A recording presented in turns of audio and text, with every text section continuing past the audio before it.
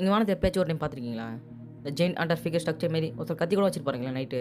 அதாங்க நைட்டில் கூட ஒரு 3 ஸ்டார் ஆதி காலத்துலேருந்தே ரெக்டாங்கிள் ஒட்டி வச்ச மாரி பளிச்சுன்னு தெரியுமே அந்த 3 ஸ்டார். அதாங்க ஓரியன் கான்ஸ்டலேஷன். இந்த கான்ஸ்டலேஷனுக்கு ஏன் ஓரியன் பேர் வச்சாங்க? இந்த ஓரியன் கான்ஸ்டலேஷனில் எத்தனை ஸ்டார் இருக்குன்னு உங்களுக்கு தெரியுமா? நீங்கள் டெய்லி நைட்டில் பார்த்துட்டு இருக்க அந்த 3 ஸ்டார் தானே உங்களுக்கு தெரியுமா? இது எவ்வளோ தூரத்தில் இருக்குது, எத்தனை லைட் இயர்ஸ் தூரத்தில் இருக்குது, இது எவ்வளோ பிரைட் லூமினஸாக இருக்குது. ஓரியன் கான்ஸ்டலேஷனை பற்றி சில இன்ட்ரெஸ்டிங்கான ஃபேக்ட் இந்த வீடியோவில் பார்க்கலாம். அதுக்கு முன்னாடி நீங்கள் 3 மகான்களை பற்றி தெரிஞ்சுக்கணும். அது யாருங்கன்னா ஓரியன், அப்போலோ அந்த ஆர்டமிஸ். இந்த கதையில் மித்தாலஜி படி ஓரியன் யாருன்னு கேட்டிங்கன்னா ஃப்ரீ ஃபயருக்கு போயிடாதீங்க, இங்கே வந்துருங்க. ஓரியன் யாருன்னு பார்த்தீங்கன்னா ஒரு ஜெயிண்ட் ஹண்டர், ஒரு வேட்டைக்காரர், ரொம்ப ஹேண்ட்ஸமாக இருப்பார், ரொம்ப ஸ்ட்ராங்காக இருப்பார், பலசாலி தான். அதே பக்கம் ஆர்டமிஸ் ஒரு 3ஓட கடவுள், 3ஓட காடு. அவளுக்கு ஒரு அண்ணன் இருக்கா. அவன் அண்ணன் பேர் தான் அப்போலோ.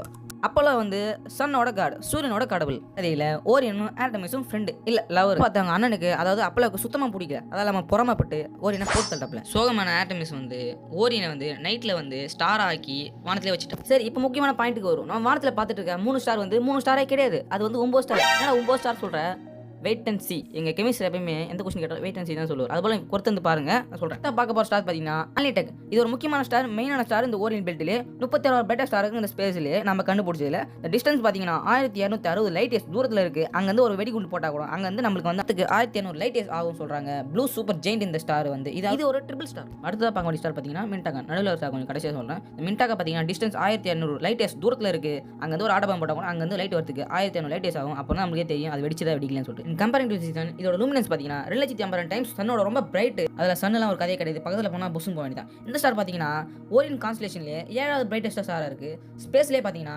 73வது பிரைட்டஸ்ட் ஸ்டாராக இருக்குது. மின்டாகா பொறுத்த வரைக்கும் இது 5 ஸ்டாரால் கம்பைன் ஆயிருக்கு. மொத்தம் 5 ஸ்டார் தான் அங்கேருந்து விசிபிள் ஆகி நமக்கு 5 ஸ்டாராக சிங்கிள் ஸ்டாராக தெரியுது. கடைசியாக இதோட அரபிக் நேம் தான் வந்து மின்டாகா. இதோட அரபிக் மீனிங் பார்த்தீங்கன்னா இந்த பெல்ட். பார்க்க போகிறது இந்த ஒன் அண்ட் ஒன்லி ஸ்டார் இந்த அல்னினம். இந்த அல்னினம் வந்து சிங்கிள் ஸ்டார், அது மிடில் இருக்கிற ஸ்டார். இதோட டிஸ்டன்ஸ் பார்த்தீங்கன்னா 2000 லைட் இயர்ஸ் தூரத்தில் இருக்குது. அங்கேருந்து பாருங்கள்.